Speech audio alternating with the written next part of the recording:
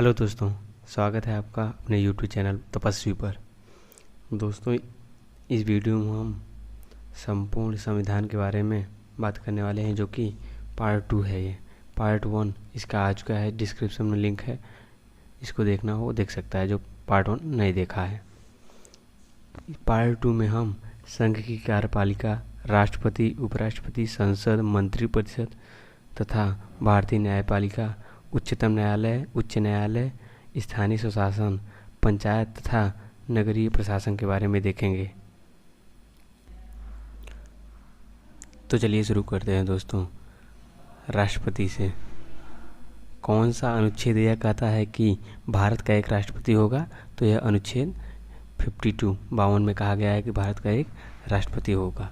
राष्ट्रपति के निर्वाचक मंडल में कौन कौन शामिल होगा? उसके चुनाव में कौन कौन शामिल होगा?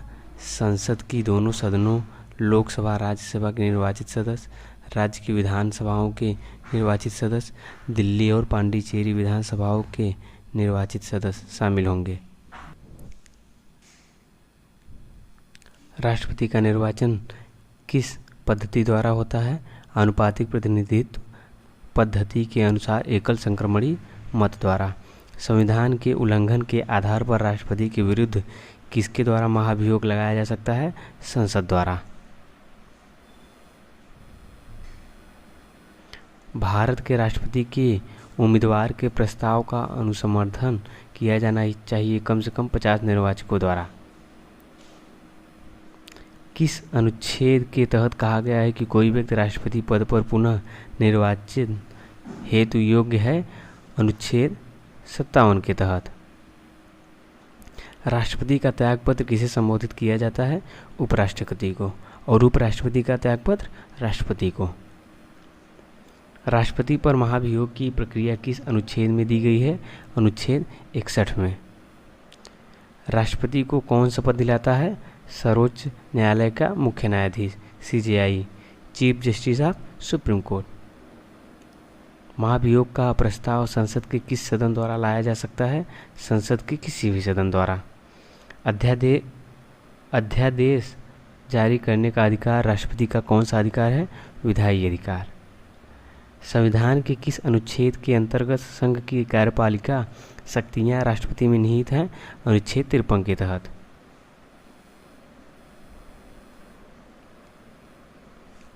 कौन भारत के राष्ट्रपति के निर्वाचक गण का तो भाग है, परंतु उसके महाभियोग प्राधिकरण का भाग नहीं है? राज्यों की विधानसभा। यह उनके चुनाव में शामिल हो सकते हैं, लेकिन जब महाभियोग उसे राष्ट्रपति को अपने पद से पदच्युत किया जाएगा तब यह उसमें शामिल नहीं होंगे। भारत के राष्ट्रपति को कार्य अवधि की समाप्ति से पूर्व भी पद से हटाया जा सकता है महाभियोग द्वारा, अनुच्छेद 61 के द्वारा। राष्ट्रपति और उपराष्ट्रपति की अनुपस्थिति में राष्ट्रपति का कार्यभार कौन ग्रहण करता है?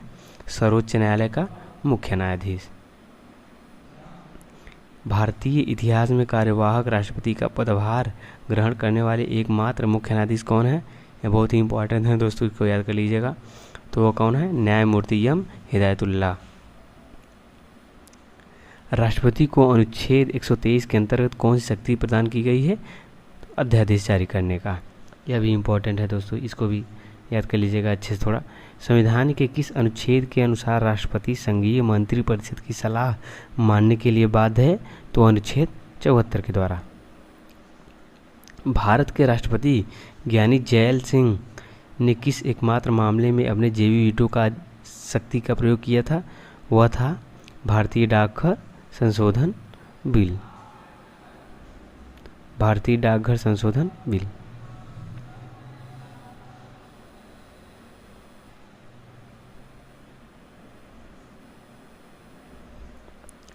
राष्ट्रपति चुनाव में कुल मतदान के कितने हिस्से कम से कम मत प्राप्त प्रत्याशी की जमानत राशि जब्त हो जाती है? 1/6 से कम अगर होगी मत मिलेगा तो उसकी जमानत राशि जब्त की जाती है। किस विधेयक को राष्ट्रपति की अनुमति के बगैर लोकसभा में प्रस्तावित नहीं किया जा सकता? धन विधेयक। भारत के राष्ट्रपति को यह अधिकार प्राप्त नहीं है कि वह उच्चतम न्यायालय के न्यायाधीश को हटाए।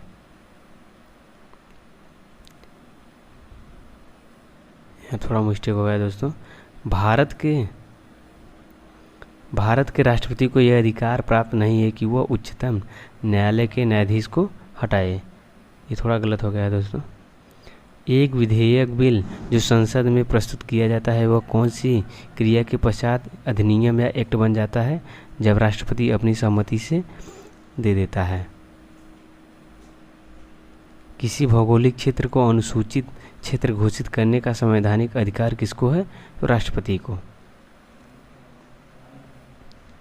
भारतीय संविधान के किस अनुच्छेद के अंतर्गत राष्ट्रपति संसद के दोनों सदनों द्वारा पारित किसी बिल पर अपनी स्वीकृति रोक सकती है? अनुच्छेद 111 के अंतर्गत। भारतीय संविधान का कौन सा अनुच्छेद राष्ट्रपति को उच्चतम न्यायालय से परामर्श करने की शक्ति प्रदान करता है? 143 अनुच्छेद।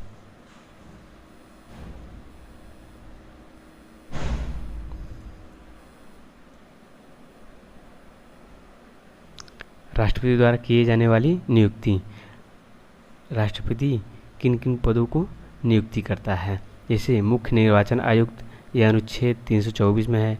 महान्यायवादी अनुच्छेद 76, नियंत्रक एवं महालेखा परीक्षक अनुच्छेद 148, वित्त आयोग के अध्यक्ष, यूपीएससी चेयरमैन, राज्यपाल, राजदूत, PM, CJI, chief justice of supreme court and high court, मतलब उच्च न्यायालय व उच्चतम न्यायालय दोनों के जज को। इसके बाद हम लोग बात करने वाले हैं उपराष्ट्रपति के बारे में। तो चलिए देखते हैं दोस्तों। संविधान के किस अनुच्छेद में उपराष्ट्रपति के पद का प्रावधान किया गया है? अनुच्छेद 63। उपराष्ट्रपति के निर्वाचक मंडल में कौन शामिल होता है? संसद के दोनों सदनों के सभी सदस्य, लोकसभा व राज्यसभा के। उपराष्ट्रपति की पद से हटाने के संबंध में संकल्प को प्रस्तावित करने के लिए कितने दिन पूर्व नोटिस देना आवश्यक है? 14 दिन पहले। सदन का सदस्य हुए बिना कौन उच्च सदन की अध्यक्षता करता है? उपराष्ट्रपति। राज्यसभा का पदेन सभापति कौन होता है? उपराष्ट्रपति। यह क्वेश्चन बहुत इंपॉर्टेंट है दोस्तों, इसको आप लोग अच्छे से थोड़ा याद कर लीजिएगा कि राज्यसभा का पदेन सभापति कौन होता है? उपराष्ट्रपति। उपराष्ट्रपति किसे संबोधित करके अपना त्यागपत्र देता है? तो राष्ट्रपति को देता है। और राष्ट्रपति किसे देता है? उपराष्ट्रपति को। भारत के उपराष्ट्रपति को पद से हटाने का प्रस्ताव प्रस्तावित किया जा सकता है केवल राज्यसभा में, लोकसभा में नहीं किया जा सकता। राष्ट्रपति और उपराष्ट्रपति की योग्यता। उसे भारत का नागरिक होना चाहिए। अगर कोई व्यक्ति राष्ट्रपति और उपराष्ट्रपति बनना चाहता है तो उसे भारत का नागरिक होना चाहिए। उसे 35 वर्ष की आयु उसे होना चाहिए। वह कोई लाभ का पद धारण नहीं करना होना चाहिए। वह राष्ट्रपति लोकसभा का सदस्य चुने जाने की योग्यता रखता हो, और जो उपराष्ट्रपति हो वह राज्यसभा का सदस्य चुने जाने की योग्यता रखना चाहिए। इसके बाद दोस्तों हम लोग संसद के बारे में देखेंगे। भारतीय संसद के कितने अंग होते हैं? 3। राष्ट्रपति, लोकसभा, राज्यसभा। संसद 3 लोगों से मिलकर बनता है, राष्ट्रपति प्लस लोकसभा प्लस राज्यसभा। संसद का उच्च सदन, स्थायी सदन अथवा द्वितीय सदन किसको कहा जाता है? राज्यसभा को। और निम्न सदन लोकसभा को। राज्यसभा की अधिकतम सदस्य कितनी होती है? 250। 250 वर्तमान में कितनी है? 245 ही है। राष्ट्रपति राज्यसभा में कितने सदस्यों को मनोनीत करता है? 12 सदस्यों को। और यह किस क्षेत्र से होते हैं?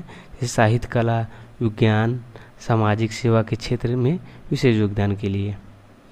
राज्यसभा के सदस्य का निर्वाचन कैसे किया जाता है? राज्य की विधानसभा के निर्वाचित सदस्यों द्वारा आनुपातिक पद्धति के अनुसार एकल संक्रमणीय मत द्वारा। मूल संविधान में लोकसभा सदस्यों की संख्या कितनी निश्चित की गई है दोस्तों? यह 500 की गई है। वर्तमान में लोकसभा की अधिकतम संख्या कितनी हो सकती है? 552। लोकसभा सदस्य बनने की इच्छुक व्यक्ति को कम से कम कितनी आयु का होना चाहिए? तो वह कम से कम 25 वर्ष का होना चाहिए उसे। राज्यसभा का सदस्य चुने जाने के लिए अपेक्षित न्यूनतम आयु कितनी होनी चाहिए? तो 30 वर्ष होनी चाहिए। लोकसभा द्वारा पारित धन विधेयक राज्यसभा द्वारा भी पारित मान लिया जाएगा यदि राज्यसभा द्वारा उस पर कोई कार्रवाई नहीं की जाती हो। कितने दिनों तक? 14 दिनों तक।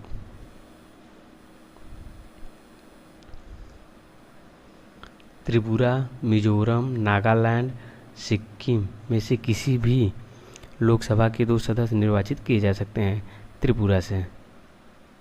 त्रिपुरा, मिजोरम, नागालैंड व सिक्किम में से किस राज्य की लोकसभा के 2 सदस्य निर्वाचित किए जाते हैं? त्रिपुरा से। मणिपुर, मेघालय, गोवा और अरुणाचल प्रदेश नहीं। किन विधेयकों को पारित कराने के लिए संसद का संयुक्त अधिवेशन नहीं बुलाया जा सकता? वित्त विधेयक एवं संविधान संशोधन विधेयक। लोकसभा में विश्वास प्रस्ताव कौन प्रस्तुत करता है? प्रधानमंत्री। कौन सा राज्य लोकसभा में अनुसूचित जनजाति के सर्वाधिक प्रतिनिधित्व निर्वाचित करता है? मध्य प्रदेश। 6 सदस्य। संविधान की किस अनुसूची में दल बदल विरोधी कानून को रखा गया है? 10वीं अनुसूची में। लोकसभा अध्यक्ष अपना त्यागपत्र किसे सौंपते हैं? उपाध्यक्ष को।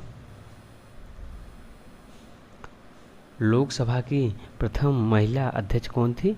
मीरा कुमार। लोकसभा का सचिवालय सीधे नियंत्रित किया जाता है स्पीकर द्वारा। संसद के किस सदन को लोकप्रिय सदन भी कहते हैं?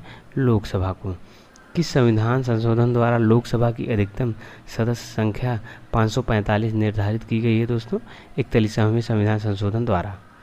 भारत में 18 वर्ष की आयु प्राप्त व्यक्ति को किस संविधान संशोधन द्वारा वयस्क माना गया है? 61वें संविधान संशोधन द्वारा। और मूल संविधान में कितना था? यह वर्ष 21 वर्ष था। लोकसभा अध्यक्ष या स्पीकर अपने कास्टिंग वोट का प्रयोग कब करते हैं? जब केवल मत बराबर हो जाता है तभी अपने वोट का प्रयोग करते हैं।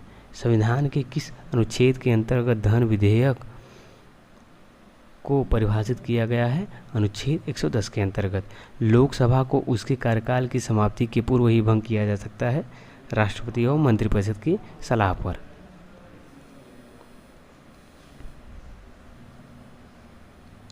लोकसभा चुनाव का कोई प्रत्याशी अपनी जमानत खो देता है यदि उसे प्राप्त ना हो 1/6 भाग जो भी उसे मत मिले हों या वोट मिले हों, उसका अगर 1/6 भाग उसे नहीं मिलता है तो वह अपनी जमानत खो देगा। लोकसभा में राज्यों को किस आधार पर सीटें आवंटित होती हैं? जनसंख्या के आधार पर। राज्यसभा के कितने सदस्य प्रत्येक दूसरे वर्ष सेवानिवृत्त हो जाते हैं या हटा दिए जाते हैं?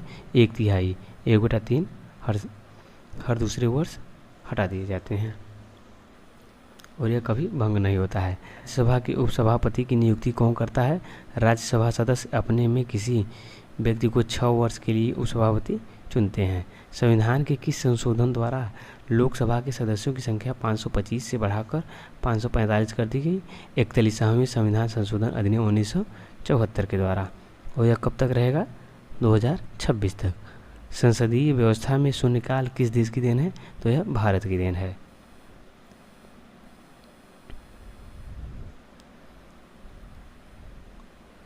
शून्यकाल का अर्थ क्या होता है दोस्तों? प्रश्न उत्तर सत्र। यह 1 घंटा का होता है और 12 बजे से 1 बजे तक होता है दोपहर में। राज्यसभा के सदस्यों का कार्यकाल कितने वर्ष का होता है? तो 6 वर्ष का होता है। राज्यसभा को स्थायी सदन क्यों कहते हैं? क्योंकि इसका कभी विघटन नहीं होता है। राज्यसभा को भंग करने का अधिकार किसे प्राप्त होता है?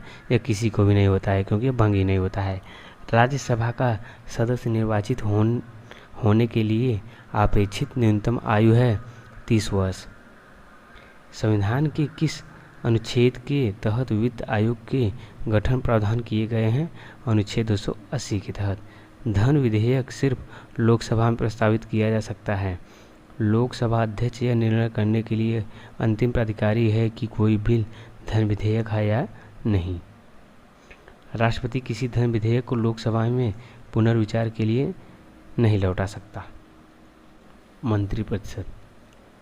राष्ट्रपति को उसके कार्यों के संचालन में सहायता तथा मंत्रणा के लिए एक मंत्रिपरिषद होगी जिसका प्रधान प्रधानमंत्री होगा। किस अनुच्छेद में कहा गया है? यह कहा गया अनुच्छेद 74 में।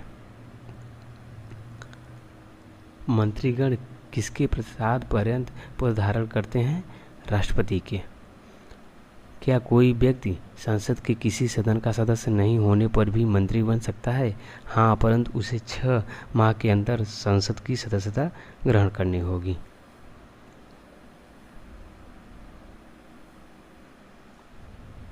भारत में वास्तविक रूप से कार्यपालिका की समस्त शक्ति किसमें निहित होती है? मंत्रिपरिषद में। और संवैधानिक रूप से राष्ट्रपति में। प्रधानमंत्री की नियुक्ति कौन करता है? राष्ट्रपति।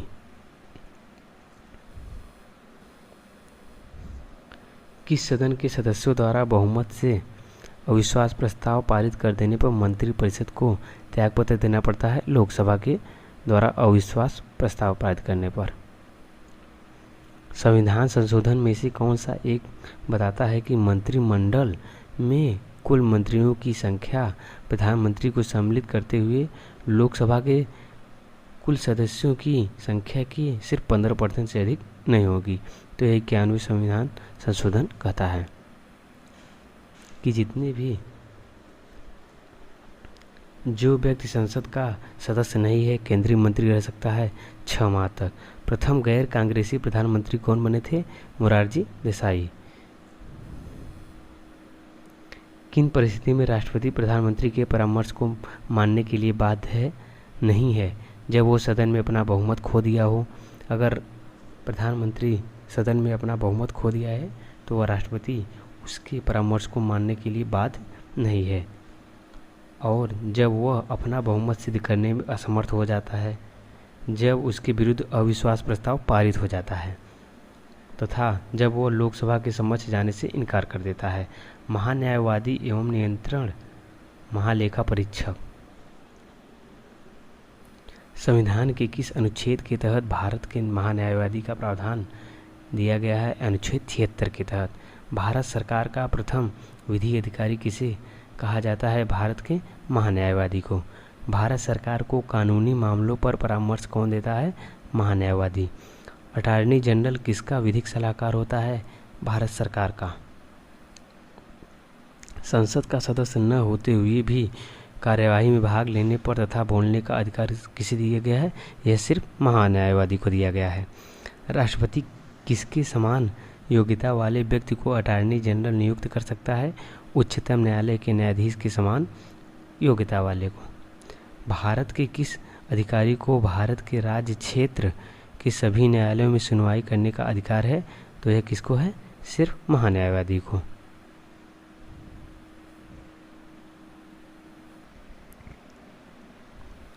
भारतीय संविधान के किस अनुच्छेद के अंतर्गत भारत के नियंत्रक महालेखा परीक्षक की नियुक्ति होती है? अनुच्छेद 148 के अंतर्गत। भारत के नियंत्रक एवं महालेखा परीक्षक का कार्यकाल कितना होता है? 6 वर्ष का। राज्य की कार्यपालिका एवं विधायिका के बारे में देखते हैं दोस्तों। किसी भारतीय राज्य के राज्यपाल से संबंधित राज्यपाल वो भारत के राष्ट्रपति द्वारा नियुक्त होगा। जो राज्यपाल होगा राज्य का वह भारत के राष्ट्रपति द्वारा नियुक्त होता है। वह एक से अधिक राज्यों का राज्यपाल हो सकता है वह तथा वह राष्ट्रपति की इच्छा के अनुसार पद पर रहते हैं। उनमें राज्य की कार्यपालिका शक्ति निहित होती है अनुच्छेद 154 के तहत। सामान्यतः वह 5 वर्ष के लिए पद पर रहते हैं। राज्य सरकार का कार्यकारी अध्यक्ष संवैधानिक प्रमुख कौन होता है? राज्यपाल। राज्यपाल किसके प्रति उत्तरदायी होता है? राष्ट्रपति के पद। राज्यपाल के वेतन और भत्ते दिए जाते हैं राज्य की संचित निधि से।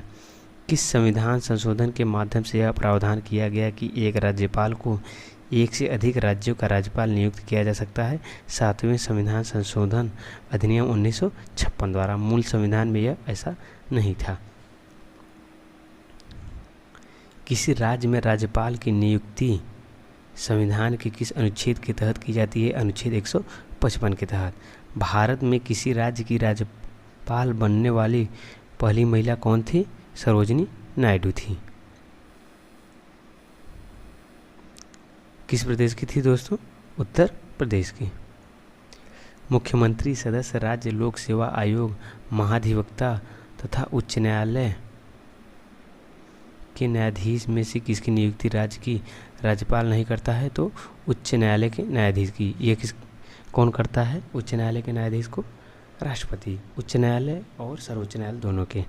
भारतीय संविधान के किस अनुच्छेद के तहत विधान परिषद की स्थापना समाप्ति की व्यवस्था की गई है? अनुच्छेद 169 के तहत। भारत में राज्य विधान पालिकाओं का उच्च सदन कौन सा है? विधान परिषद।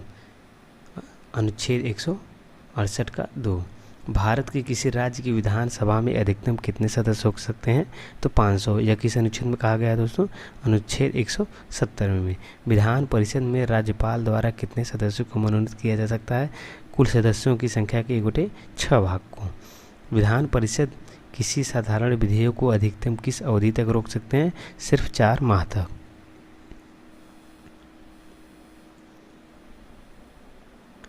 वर्तमान में भारत के कुल राज्य में द्विसदनात्मक विधानमंडल है केवल 7 राज्यों में, जिसमें से उत्तर प्रदेश, बिहार, महाराष्ट्र, कर्नाटक, आंध्र प्रदेश तथा तेलंगाना है। भारत की पहली महिला मुख्यमंत्री कौन बनी है? सुचेता कृपलानी। यह उत्तर प्रदेश की बनी थी। राज्य में धन विधेयक प्रस्तुत किया जा सकता है केवल विधानसभा में। भारतीय संविधान का संरक्षक किसे कहा जाता है? सर्वोच्च न्यायालय को, सुप्रीम कोर्ट को। मूलतः सर्वोच्च न्यायालय में कुल कितने न्यायाधीश थे? 8। 1 मुख्य न्यायाधीश तथा 7 अन्य न्यायाधीश। सर्वोच्च न्यायालय में न्यायाधीश के रूप में नियुक्ति के लिए योग्यता क्या होता है? वह भारत का नागरिक होना चाहिए तथा वह 1 से अधिक उच्च न्यायालय में कम से कम 5 वर्ष तक न्यायाधीश रह चुका हो, या वह 1 से अधिक उच्च न्यायालय में कम से कम 10 वर्ष तक अधिवक्ता रहा हो, अथवा वह राष्ट्रपति की राय में एक पारंगत विधिवेत्ता हो। सर्वोच्च न्यायालय के न्यायाधीश के लिए अधिकतम आयु कितनी होती है? 65 ईयर, 65 वर्ष। संविधान का अनुच्छेद किसके तहत उच्चतम न्यायालय के न्यायाधीशों को उनके पद से हटाने की प्रक्रिया में उल्लिखित है? अनुच्छेद 124 के 4 में यह बताया गया है कि उच्चतम न्यायालय को न्यायाधीश को उसके पद से कैसे हटाया जा सकता है। भारत के सर्वोच्च न्यायालय की स्थापना की गई भारतीय संविधान द्वारा। सर्वोच्च न्यायालय द्वारा संविधान के आधारभूत ढांचे का सिद्धांत किसने प्रतिपादित किया था? केशवानंद भारती, 1973 के बाद में। सर्वोच्च न्यायालय के न्यायाधीश की संख्या में वृद्धि करने की शक्ति किसे है? संसद को है।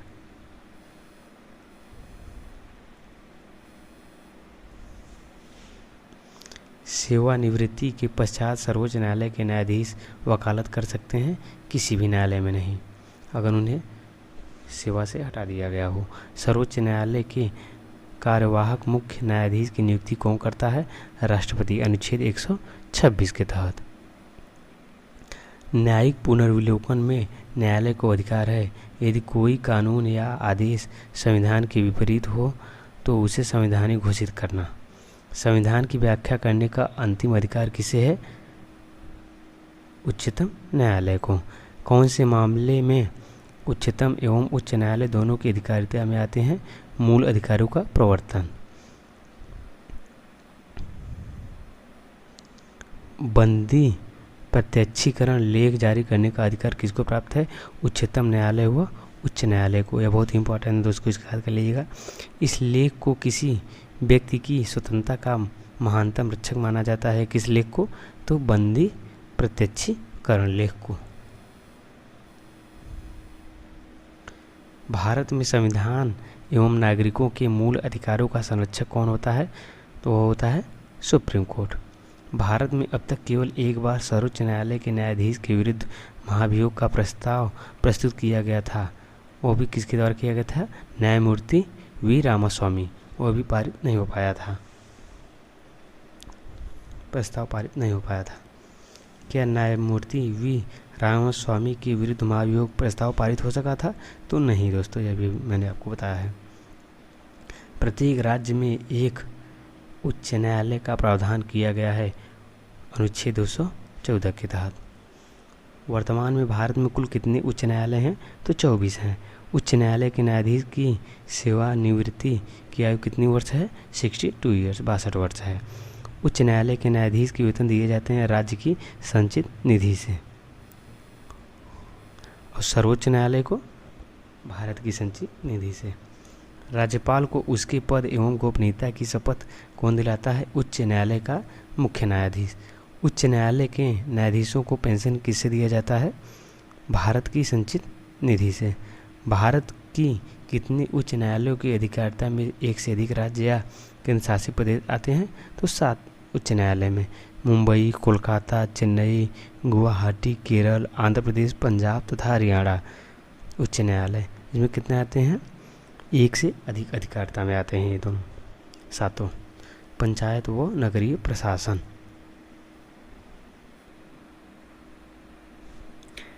किस अनुसूची का संबंध पंचायतों से है? 11वीं अनुसूची का।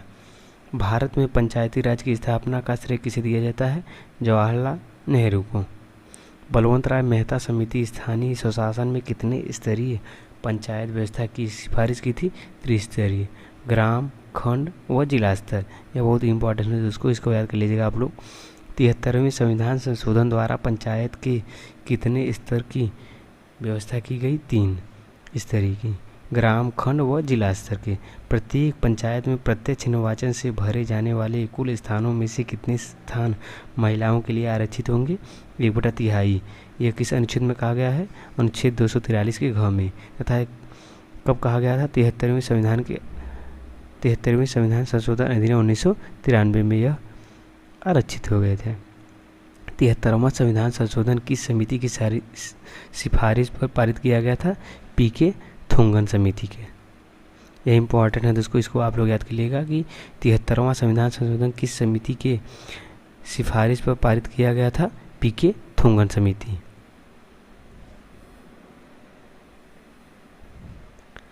पंचायत चुनाव में अनुसूचित जातियों के लिए पदों का आरक्षण किस राज्य में लागू नहीं होता है? अरुणाचल प्रदेश में। वहाँ शेड्यूल कास्ट नहीं पाए जाते हैं, अनुसूचित जातियाँ नहीं पाई जाती हैं। पंचायती राज किस सूची का विषय है? राज्य सूची का। संविधान के किस भाग में पंचायतों का उल्लेख किया है? भाग 9 में। पंचायतों से संबंधित उपबंध संविधान के किस अनुच्छेदों के अधीन वर्णित है? अनुच्छेद 243 से 243 ओ तक। बलवंत राय मेहता समिति किससे संबंधित है? पंचायती राज से। यह बहुत ही इंपॉर्टेंट है, इसको याद लीजिएगा, यह मोस्ट इम्पॉर्टेंट है। बलवंत राय मेहता समिति किससे संबंधित है? पंचायती राज से। पंचायत राज का प्रारंभ सर्वप्रथम कहाँ किया गया? नागौर जिला में, राजस्थान में 2 अक्टूबर 1959 ईस्वी में। किस समिति ने ग्राम पंचायत एवं पंचायत समिति को समाप्त करने की सिफारिश की? अशोक मेहता समिति ने। पंचायत स्तर पर सभी ग्राम पंचायतों में से किस प्रकार चुनाव होंगे? प्रत्यक्ष रूप से। पंचायतों के लिए निर्वाचन का नियंत्रण कौन करता है? राज्य निर्वाचन आयोग। किस संविधान संशोधन द्वारा नगर पालिका को संवैधानिक स्थिति प्राप्त हुई? 74वें संविधान संशोधन 1992 द्वारा। 74वें संविधान संशोधन द्वारा नगरीय प्रशासन हेतु कौन सी अनुसूची जोड़ी गई? 12वीं अनुसूची। नगर पालिका में संविधान के किस अनुच्छेद में वर्णित है? अनुच्छेद 243 त से 243 य 6 तक। संविधान की 12वीं अनुसूची में कितने विषयों को शामिल किया गया है? 18 विषय को। निर्वाचन व राजभाषा के बारे में देखते हैं दोस्तों। निर्वाचन आयोग की व्यवस्था किस अनुच्छेद के तहत की गई है? अनुच्छेद 324 के अंतर्गत। निर्वाचन की तिथि किसके द्वारा नियत की जाती है? निर्वाचन आयोग द्वारा। मुख्य चुनाव आयुक्त का कार्यकाल कितने वर्ष का होता है? 6 वर्ष का। मुख्य चुनाव आयुक्त को किस प्रक्रिया द्वारा हटाया जा सकता है? महाभियोग द्वारा। संसद के दोनों सदनों के सदस्यों के 2/3 बहुमत से प्रमाणित कदाचार के आधार पर। मूल संविधान में आम चुनाव के लिए मतदाता की न्यूनतम आयु कितनी थी? 21 वर्ष।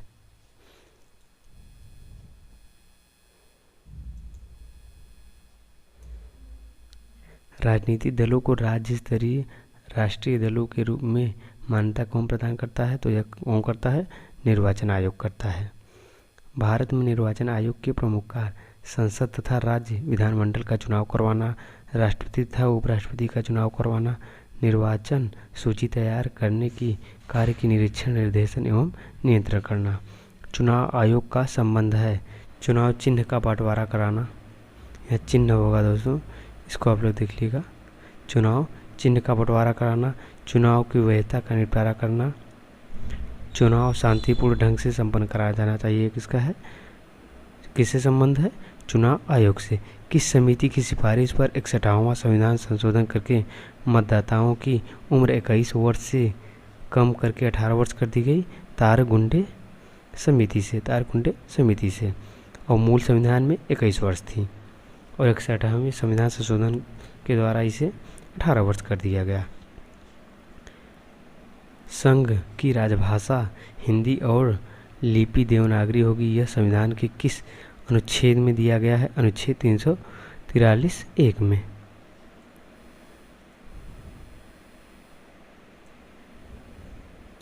संविधान के तहत किसी भाषा को राष्ट्रीय भाषा के रूप में मान्यता प्राप्त है? किसी को नहीं। संविधान की कौन सी अनुसूची राजभाषा से संबंधित है? 8वीं अनुसूची। भारतीय संविधान के किस अनुच्छेद में राज्य की राज्य भाषा या भाषाएं अपनाने की प्रक्रिया है? अनुच्छेद 345 में। अब तक कुल कितनी भाषाओं को अनुसूची 8 के तहत राजभाषा के रूप में संवैधानिक रूप से मान्यता प्राप्त है? 22 भाषा को, जिसमें पंजाबी, संस्कृति, हिंदी, गुजराती, असमिया, बांग्ला, तमिल, हिंदी, तेलुगु, कन्नड़, मणिपुरी, नेपाली, कश्मीरी, मलयालम, मराठी, उड़िया, संथाली, मैथिली तथा डोगरी है। संविधान की 8वीं अनुसूची में कौन सी भाषाएं वर्ष 2003 में जोड़ी गई दोस्तों? बोडो, डोगरी, मैथिली, संथाली, यह 2003 में जोड़ी गई। किस संशोधन द्वारा? 92 संविधान संशोधन अधिनियम 2003 द्वारा।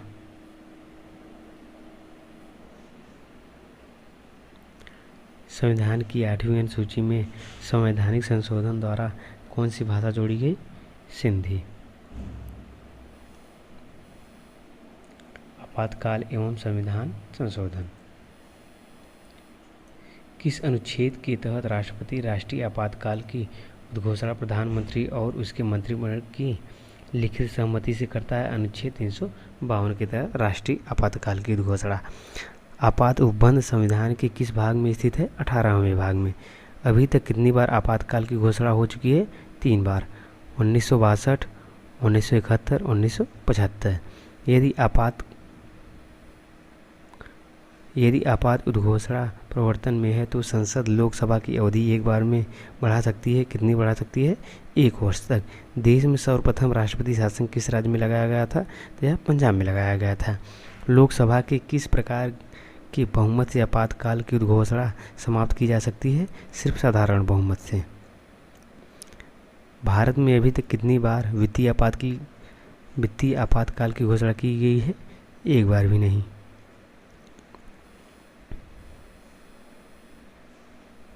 मौलिक अधिकारों से जुड़े किन अनुच्छेदों को राष्ट्रीय आपातकाल के दौरान निलंबित नहीं किया जा सकता? अनुच्छेद 20 तथा 21 को। राज्य में राष्ट्रपति शासन की घोषणा किस अनुच्छेद के तहत किया जाता है? अनुच्छेद 356(1) के तहत। किसी अनुच्छेद के तहत राष्ट्रपति को यह शक्ति दी गई है कि वह आपात के दौरान भारतीय द्वारा प्रदत्त मूल अधिकारों को लागू कराने के अधिकार को निलंबित कर सकता है? अनुच्छेद 359 के तहत। राष्ट्रपति शासन अधिकतम लगाया जा सकता है कितने वर्षों तक? 3 वर्षों तक। संविधान में संशोधन की किन प्रक्रियाओं का उपबंध किया गया है? तो यह 4 किया गया है। साधारण विधि द्वारा संशोधन की प्रक्रिया, संसद के विशिष्ट बहुमत द्वारा संशोधन की प्रक्रिया, संसद के विशिष्ट बहुमत तथा राज्य के विधानमंडलों के अनुमोदक से संबोधन की प्रक्रिया। ये 3 किया गया है। संविधान का वह विषय जिसमें साधारण प्रक्रिया द्वारा संशोधन का प्रावधान किया गया है। राज्य के क्षेत्र, सीमा और नाम में परिवर्तन, राज्य की व्यवस्थापिका के द्वितीय सदन का गठन तथा समाप्ति करना, नागरिकता, अनुसूचित जाति तथा जनजाति और क्षेत्रों से संबंधित व्यवस्था, संसद के विशिष्ट बहुमत की आवश्यकता, संविधान की किन विषयों को संशोधित करने में होती है, मौलिक अधिकार, नीति निर्देशक तत्व तथा संविधान के अन्य विषयों को। कौन सा संवैधानिक संशोधन राज्य से चुने जाने वाले लोकसभा के सदस्यों की संख्या बढ़ाने से संबंधित है? 7वां तथा 31वां। 99वां संविधान संशोधन अधिनियम संबंध है न्यायिक राष्ट्रीय न्यायिक आयोग का गठन NJAC द्वारा। संविधान संशोधन की प्रक्रिया का उपबंध किस अनुच्छेद में वर्णित है? अनुच्छेद 368 में। और यह कहाँ से लिया गया है? यह लिया गया है साउथ अफ्रीका से। 24वां में संविधान संशोधन में मूल अधिकार के संशोधन संबंधी क्या प्रावधान किए गए थे? संसद को संविधान के किसी भी उपबंध को संशोधित करने का अधिकार है। संविधान में प्रथम संशोधन किया गया था 1951 में। वह संशोधन जिसके द्वारा फ्रांसीसी आधिपत्य वाले क्षेत्र पांडिचेरी को भारत का अंग बनाया गया तथा संघराज क्षेत्रों में विधानमंडल तथा मंत्रिपरिषद बनाने का संसद को अधिकार दिया गया, वह कौन सा संशोधन था? 14 संविधान संशोधन अधिनियम द्वारा।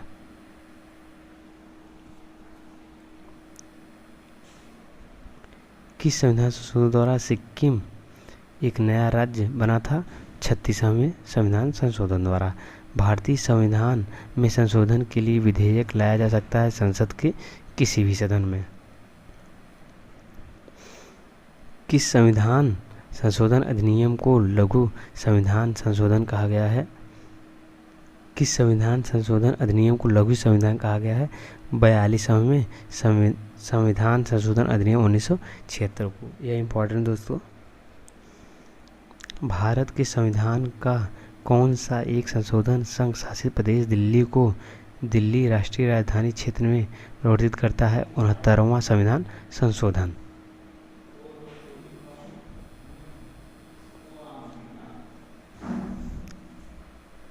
वह संशोधन जिसके द्वारा यह अभिनिर्धारित किया गया कि राष्ट्रपति, उपराष्ट्रपति, लोकसभा अध्यक्ष, प्रधानमंत्री के निर्वाचक को न्यायालय में चुनौती नहीं दी जा सकती। 39वें संविधान संशोधन द्वारा। संघ एवं राज्यों के अधीन सेवाएं तथा कुछ विशेष वर्गों के लिए उपबंध।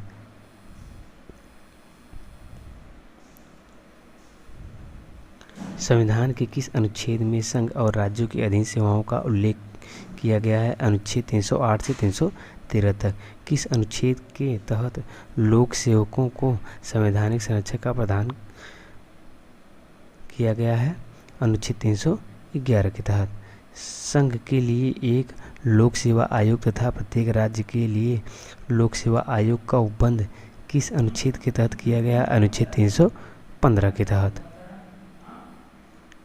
अनुच्छेद 315 के तहत संघ लोक सेवा आयोग तथा संयुक्त लोक सेवा आयोग के अध्यक्ष तथा अन्य सदस्यों की नियुक्ति कौन करता है? यह राष्ट्रपति करता है। संघ लोक सेवा आयोग के सदस्यों की पद अवधि कितनी होती है? 6 वर्ष तक। संघ लोक सेवा आयोग के सदस्यों को हटाया जा सकता है उच्चतम न्यायालय के परामर्श से राष्ट्रपति द्वारा। राज्य लोक सेवा आयोग के सदस्यों को हटाया जा सकता है उच्चतम न्यायालय की जांच एवं पुष्टि के पश्चात द्वारा राज्यपाल द्वारा। क्या 2 या अधिक राज्यों के लिए एक संयुक्त राज्य लोक सेवा आयोग का प्रावधान है? हाँ, अनुच्छेद 315 में 2 में यह कहता है कि यह 2 राज्यों के लिए एक ही राज्य लोक सेवा आयोग का गठन करता है। संविधान का वह अनुच्छेद जिसमें कुछ विशेष वर्गों के लिए विशेष उपबंध किया गया है? अनुच्छेद 330 से 342 तक। संविधान में उल्लिखित कुछ वर्गों जिनके बारे में विशेष उपबंध किया गया है कौन कौन है? अनुसूचित जातियाँ, अनुसूचित जनजातियाँ, आंग्ल भारतीय समुदाय तथा अन्य पिछड़े वर्ग। अनुसूचित जाति एवं अनुसूचित जनजाति को विनिर्दिष्ट करने की शक्ति प्राप्त है सिर्फ राष्ट्रपति को। लोकसभा तथा राज्य विधानसभा में अनुसूचित जाति एवं अनुसूचित जनजाति के लिए स्थान आरक्षित करने का प्रावधान किया गया है अनुच्छेद 330 एवं 332 में। भारतीय संविधान की 6ठी अनुसूची किन राज्यों के जनजातीय क्षेत्र के प्रशासन से संबंधित है? असम, मेघालय, त्रिपुरा और मिजोरम।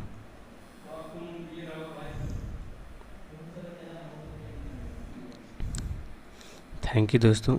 अगर आपको वीडियो पसंद आया हो तो वीडियो को लाइक करें और इसको शेयर करें तथा चैनल को सब्सक्राइब करें। बहुत मेहनत लगती है दोस्तों एक वीडियो बनाने में, तो चैनल को सब्सक्राइब जरूर करें। Thank you.